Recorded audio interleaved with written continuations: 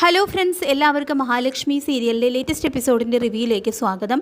അങ്ങനെ വിഷു ഒരുക്കാനുള്ള സാധനങ്ങളൊന്നും വാങ്ങാതെ വെറും കൈയുമായി എത്തിയ ഉണ്ണിയുടെ നേരെ പൊട്ടിത്തെറിക്കുന്നുണ്ട് കരുണ. ദുർഗയും കരുണയും ചേർന്ന് ഉണ്ണിയെ മരമണ്ടൻ എന്നെല്ലാം വിളിച്ച് അവഹേളിക്കുന്നു. ഇതേസമയം കണ്ണൻ വന്നിട്ട് വിഷു ഒരുക്കാനുള്ള സാധനങ്ങളും കരുണ മനസ്സിൽ കണ്ടതുപോലെ ഭംഗിയുള്ള ശ്രീകൃഷ്ണ വിഗ്രഹവും നൽകുമ്പോൾ ഉണ്ണിക്കാണെങ്കിൽ ഇതെല്ലാം കണ്ട് തീരെ ഇഷ്ടപ്പെടുന്നില്ല. മറ്റുള്ളവരുടെ മനസ്സ് മനസ്സിലാക്കി ഓരോന്ന് ചെയ്യാൻ കണ്ണേട്ടനെ കണ്ടു പഠിക്കാനെല്ലാം കരുണ പറയുന്നുണ്ട് ഉണ്ണിയോട്. ഏതായാലും ഉണ്ണി ഇതെല്ലാം കണ്ട് അമർഷത്തോടെ അകത്തേക്ക് പോകുന്നു.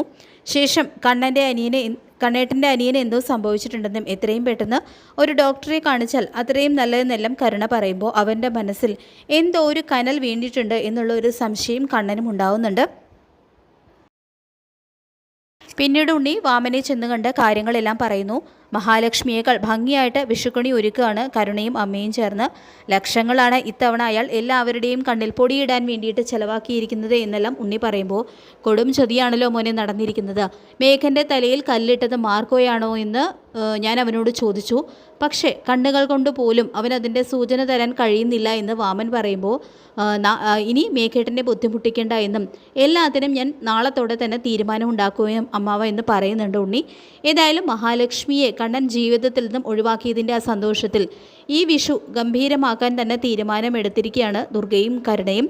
അങ്ങനെ പിറ്റേന്ന് ദുർഗയും കരുണയും ഉണ്ണിയൊക്കെ കണി കണ്ടതിന് ശേഷം ദുർഗ കണ്ണനെയും കൂട്ടിക്കൊണ്ടുവന്ന് കണി കാണിക്കുന്നുണ്ട്.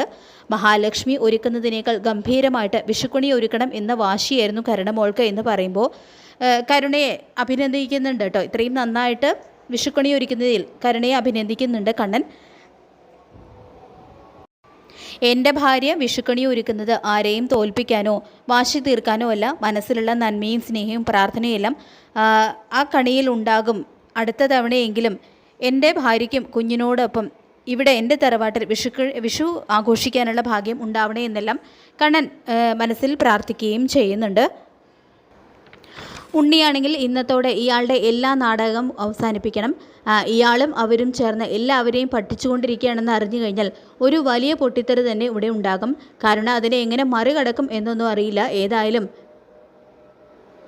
ഇയാളുടെയും അവരുടെയും പിന്നെ ആനന്ദുവിൻ്റെയും ലേഖയുടെയൊക്കെ കള്ളക്കളി ഞാൻ ഇന്ന് വെളിച്ചത്ത് കൊണ്ടുവരും. മരമണ്ടൻ എന്ന് എന്നെ വിളിച്ച കരുണയെയും അമ്മയെയും കൊണ്ട് തന്നെ ഞാനതൊക്കെ മാറ്റി പറയിക്കുമെന്നും ഉണ്ണി തീരുമാനം എടുക്കുന്നുണ്ട്. ഇവിടെ ആനന്ദവും ലേഖയും മഹിയൊക്കെ ഒരുമിച്ച് വിഷുക്കണി കാണുന്നുണ്ട്. കണ്ണേട്ടന് മഹി ഒരുക്കി വിഷുക്കണി കാണാൻ താല്പര്യം ഉണ്ടാകും.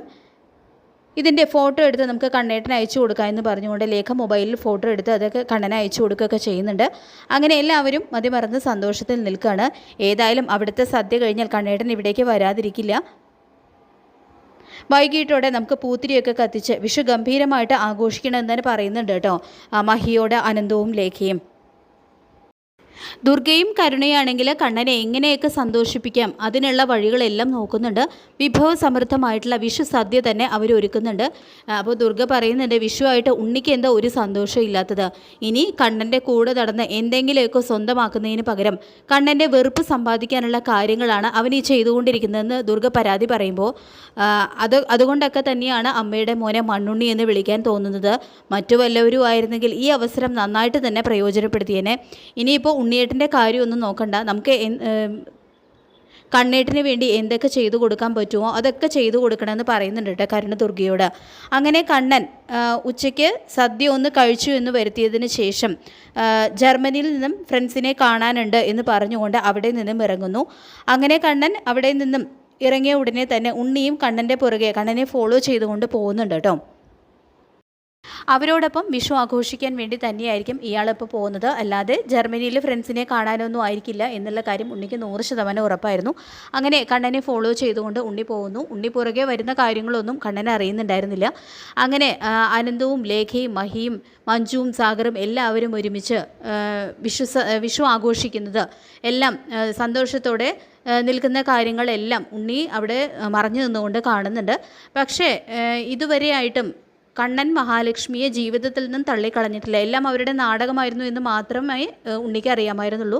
പക്ഷേ കണ്ണൻ നടന്നു തുടങ്ങി, കണ്ണൻ്റെ കാലുകൾക്ക് ചലനശേഷി കിട്ടിയിട്ടുണ്ട് എന്നുള്ള കാര്യം ഇതുവരെ ഉണ്ണിക്ക് അറിയാമായിരുന്നില്ല. പക്ഷേ ആ ഒരു സത്യം കൂടി ഉണ്ണി ഇവിടെ തിരിച്ചറിയുന്നുണ്ട്. അപ്പോൾ അങ്ങനെ എല്ലാ സത്യങ്ങളും അറിയുന്നതോടുകൂടി തന്നെ ഉണ്ണിയുടെ മാനസിക നില തന്നെ തകർന്നു പോകുന്നുണ്ട്. ഈ റിവ്യൂ ഇഷ്ടപ്പെട്ടെങ്കിൽ ലൈക്ക് ചെയ്യുക, ചാനൽ കൂടി ഒന്ന് സബ്സ്ക്രൈബ് ചെയ്ത് സപ്പോർട്ട് ചെയ്യുക. താങ്ക്